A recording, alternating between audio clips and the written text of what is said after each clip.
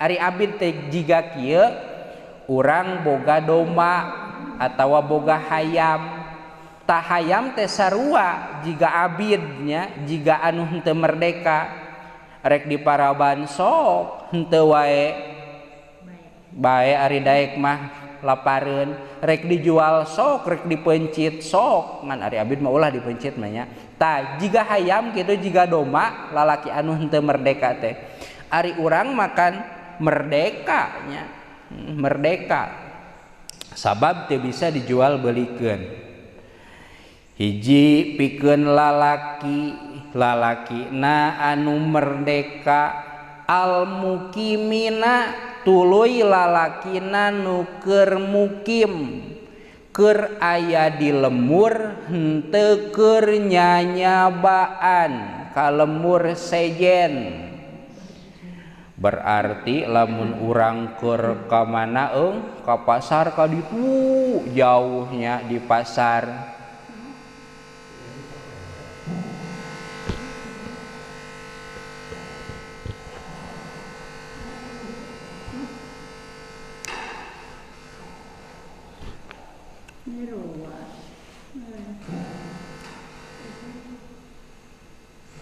Kayak nuju dilaras kan gitu ya.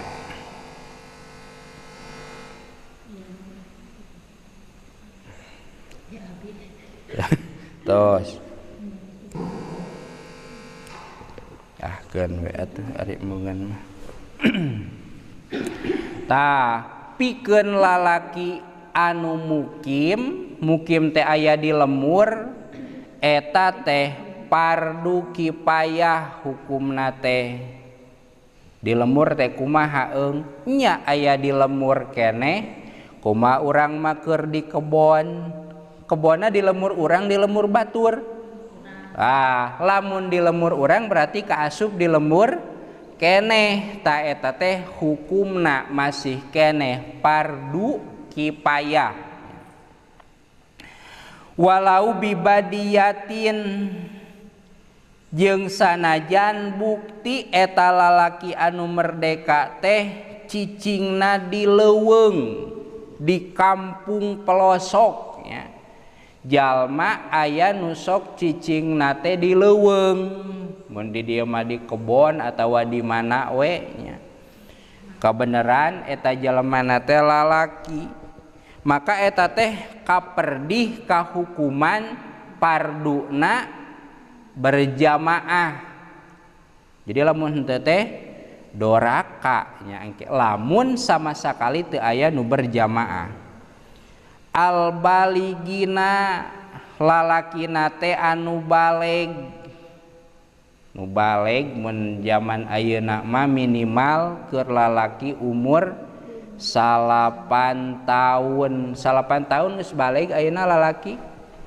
Secara aturan kitab zaman baheula lalaki cirina baleg teh umur 15 tahun. Tapi di zaman ayeuna 8 tahun oge geus naon geus baleg bubuluan geus kaluar, lamun ditingali geus pikaresepeun nya. Komo ari awewe mah umur 7 tahun ge geus naon, mun geulis geus kaciri naonana geugelisna resepnya. Resep teh lain ngan sakadar lucu, tapi mungkin wae dibarengan jeung perasaan bogoh. Tah di dieu al baligin, tah ari baleg teh ai al unqolai tegas nama pirang-pirang anu berakal. Kumaha cirina? Asongan na piring, ruhak jeung bolu. Kira-kira bakal nyokot mana ye? Nyokot bolu. Oh berarti geus baleg nya. Kira-kira 8 tahun mun disuguhan ruhak jeung bolu bakal milih naon?